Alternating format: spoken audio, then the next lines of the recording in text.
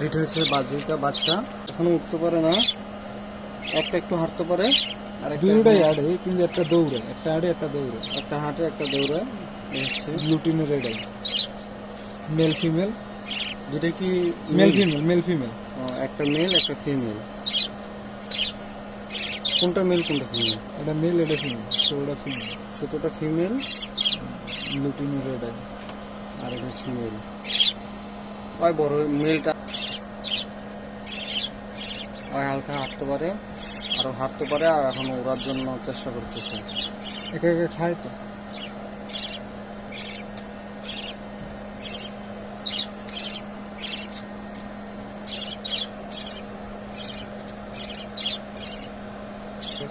আরো সুন্দর। এখনো কালার এখনো ফুটে নেই ঠিক মতো, আরো কালার হবে না।